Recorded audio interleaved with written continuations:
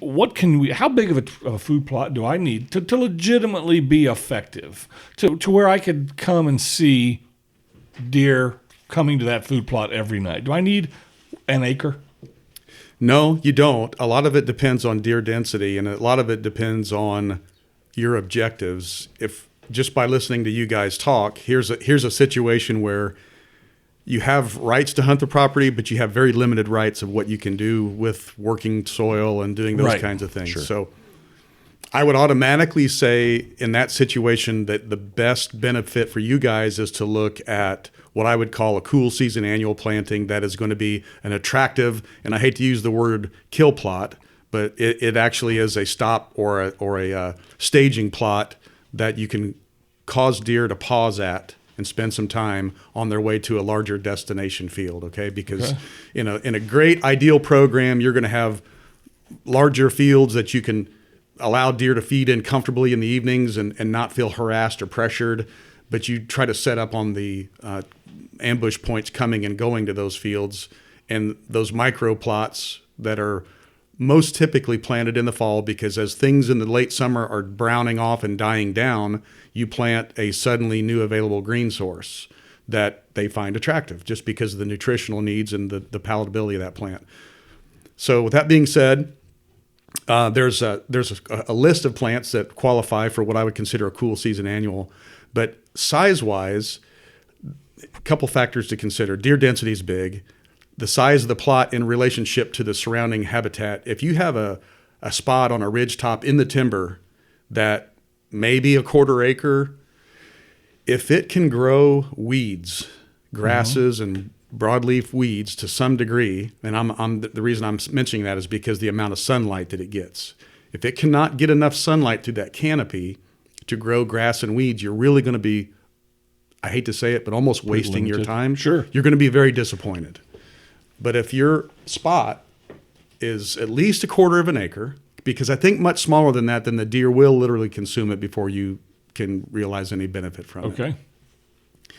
And one of the easiest methods to do is, you guys mentioned earlier, a leaf rake. If you don't have equipment, a backpack or a handheld big leaf blower and a garden rake where you can at least scratch the surface of the soil to break the crust. And you can broadcast seed on the top of the surface with a broadcast spreader, either a over-the-shoulder bag spreader or one of the little handheld plastics, or even a push behind, and put seed down and put some lime and fertilizer. I mean, the ideal thing to do is do a soil test and understand the pH and know if it needs some lime to adjust the pH to get it to be more neutral, and then add fertilizer. But you can do some general applications that are just like hedging your bets, and spend $30 or $40 on a few bags of lime and Well, let me stop you there, because I've heard people say you got to do a soil test. Yep.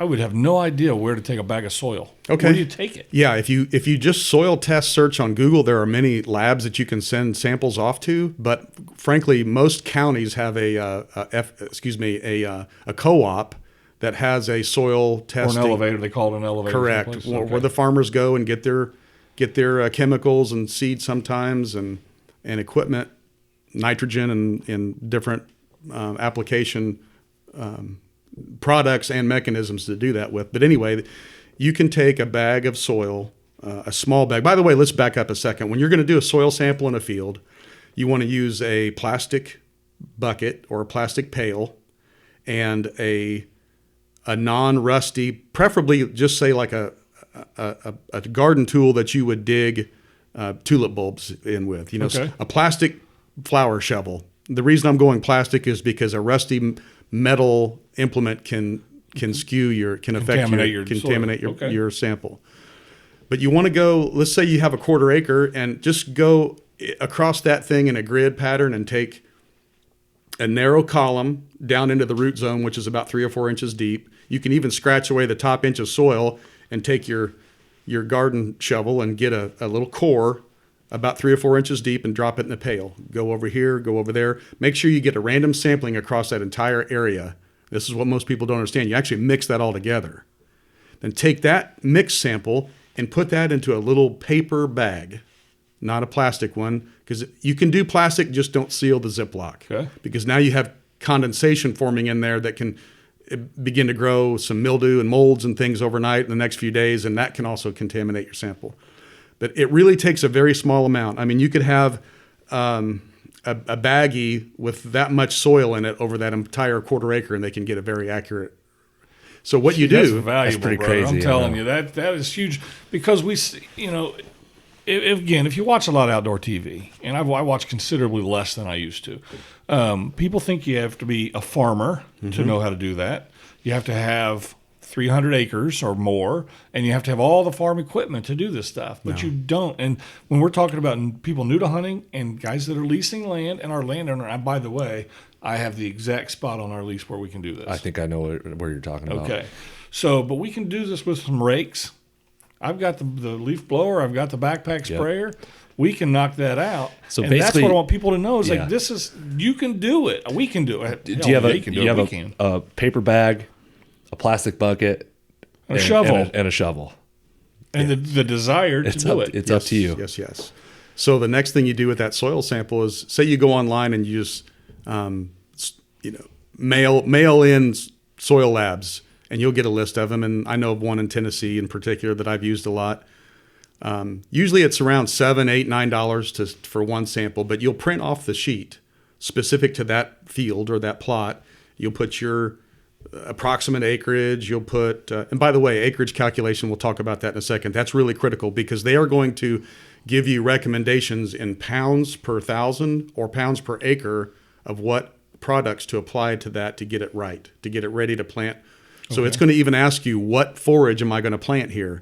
You don't have to be so concerned about, oh my gosh, I think that bag has winter wheat and 3 annual clovers and a brassica. It's got a turnip and a rape and a tillage radish in there. And I don't know all the specifics of those. Just put winter wheat, annual clover, radish. That's all the lab needs to know. Okay. So that even though there's 3 or 4 species in there, different plants, they will be able to give you an average recommendation of the nutrients required to bring your soil up to, I wouldn't say maximum, but a good acceptable levels to be able to grow those plants. And sometimes you'll find on a soil test, you may have levels of certain nutrients that are way up here, perfect. Then you have some that are really, really low. So they're going to suggest a fertilizer analysis that will bring the soil up as close to possible to that level. Now, this is where it gets a little bit crazy because now you can, if you're really serious about it, you can go to the local co-op and say, here's the nutrients that I'm lacking. Can you formulate a mixture to help me with what I need? Yes, they can. They can mix it in, and I've gone in a trailer with a 50-gallon cardboard trash can and driven underneath their spout and bought fertilizer in bulk that way, custom mixed for my specific field. Based on the paperwork that you gave them. Correct. So Yeah. there's no, for someone like me with no knowledge, I could do that. You could do that. I could buy that. I could get the sample. I could buy the You don't have a analysis. truck. I could figure that out. So there are so many, just like we talked about that whole scale, a sliding scale of you're down here or you're up here. We're talking about the basic lower level, entry level food plot, no equipment, no experience, guys that want to just try to do something here. There are obviously different ways to get things done by using, I may have access to this, but I still have to do the elementary procedure down here. And but by that I mean you can go to the store and buy bagged fertilizer, 12 12 12, Right. triple 13, 6 24 24, and get by with doing that. But if you have no knowledge of what those numbers mean and what they're calling for, you might tap the shoulder of somebody that does and say, okay, look at my soil test and here's what I have available to me. I can either go to the co-op and buy some bulk, but how in the world am I going to get it up the hill and spread on the field? Or you can buy the bags and you can carry them in over your shoulder or ride them in on your quad and spread them out that way. So you have to just figure out what's the best thing for me. And you can certainly find a solution to mix or meet your needs based on what your capabilities are. The nice thing about that, having that mixed at the co-op, is they can, if your pH level is too low, below 7 is neutral, and somewhere between 6.2 and 7 is considered about ideal for most fields, but most guys will have soils, and especially if you're in the timber, that are well below that. Yeah. So that's what you strive to get to, just to make your fertilizer more effective to the plants. Not to get off on a sidebar, but low pH, basically, I think I'd kind of describe it as this. Your fertilizer is steel shavings, and the soil with a low pH is like a magnet. So you throw that fertilizer out there and all that steel goes and gets stuck to the magnets, then the plants can't pull those steel chips loose off the magnets. That's what a low pH soil does. It binds the nutrients in the soil and it doesn't allow the plants to take it up. The more high towards neutral pH gets, the more freely those nutrients are freed up and available to be intaken by the plants. So when guys think about pH, lime, and fertilizer, which is more important, quite frankly, if you have a low pH, you're better off just putting lime down. If you had one choice to spend $50 or $100, you're better off putting lime down to try to correct your pH as opposed to throwing more fertilizer on it, because it's absolutely doing nothing for you.